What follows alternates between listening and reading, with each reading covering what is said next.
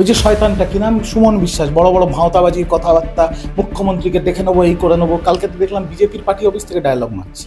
পথে চাকরি প্রার্থীরা, সেখানে দেখা যাচ্ছে একের পর এক শিক্ষক নিয়োগ দুর্নীতিতে যারা দোষী সাব্যস্ত দোষী হয়ে জেলে ছিলেন, তারা একের পর এক জামিন পেয়ে বাইরে।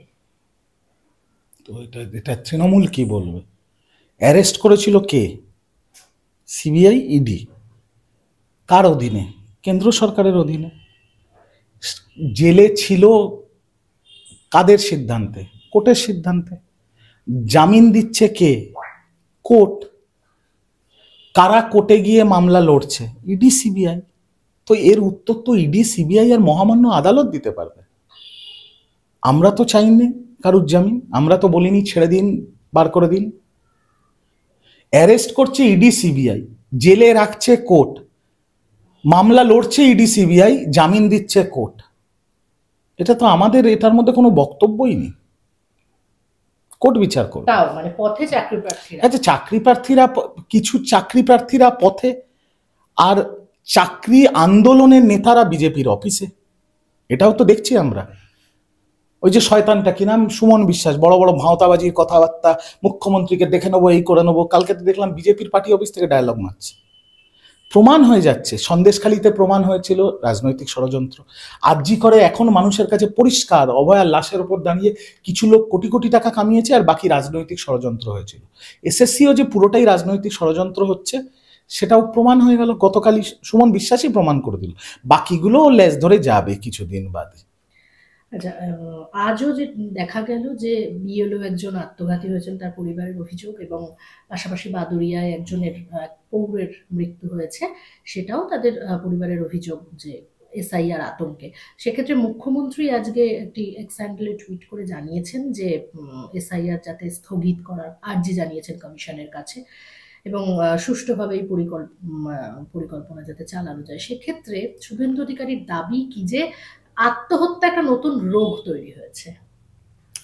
দেখুন, প্রথমত শুভেন্দু অধিকারীর কথাকে তৃণমূল কংগ্রেস, বাংলার মানুষ, বিজেপির সমর্থকরাও সিরিয়াসলি নেয় না। যখন এসআইআর ঘোষণা হচ্ছিল বাংলায়, তখন আমাদের লিডার অভিষেক বন্দ্যোপাধ্যায় সার্বজনীন মঞ্চ থেকে মিডিয়ার সামনে একটা প্রস্তাব রেখেছিল।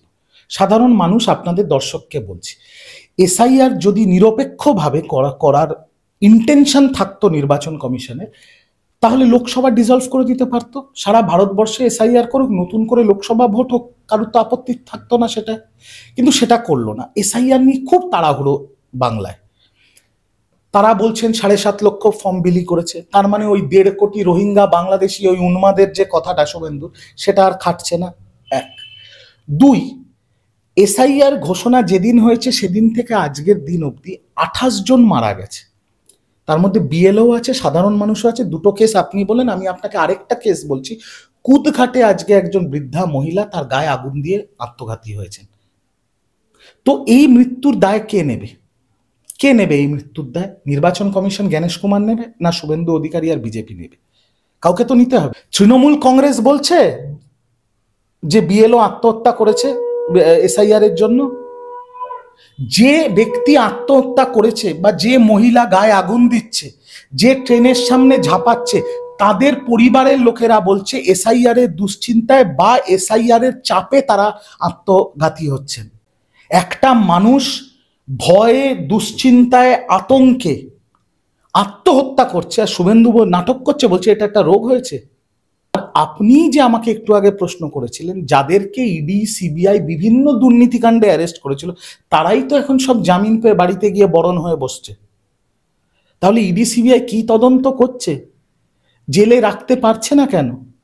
আজকে ধরুন আমি অভিযুক্ত কোনো একটা দুর্নীতিতে, ইডি, সিবিআই আমার ব্যাপারে তদন্ত করলো, আমাকে জেলে নিয়ে গেল। যদি তথ্য প্রমাণ থাকে সঠিক, তাহলে আমি তো জেলেই থাকবো, আমি তো বেরোবো না। সঞ্জয় রায় কি বেরিয়েছে জেল থেকে? বেরোয়নি তো। এটা তো প্রমাণিত ডিএনএ বিভিন্ন অ্যানালিসিস থেকে। ওই ধর্ষণার খুনটা করে সিপিএমও তো করছে না? রাস্তায় নেমে নাটকও তো করছে, লাল বালতি নিয়ে কৌটো নাড়াচ্ছে, নির্বাচনের জন্য টাকা দাও। ওটা নাটক, কিন্তু করছে তো। কংগ্রেসেরও তো একটা তহবিল আছে। নির্বাচনটা হবে কি করে নইলে? আর নির্বাচন কমিশনের ডিরেক্টিভ আছে। বিভিন্ন নির্বাচন, ফাইল আমার কথাটা শুনুন, নির্বাচন কমিশনের অফিসিয়াল তথ্য আছে যে পার ক্যান্ডিডেট 28 লাখ টাকা করে খরচা করতে পারে বিধানসভা ভোটে। 28 লক্ষ টাকা পার ক্যান্ডিডেট খরচা করতে পারে, যার অডিট করে নির্বাচন কমিশনকে জমা দিতে হয়।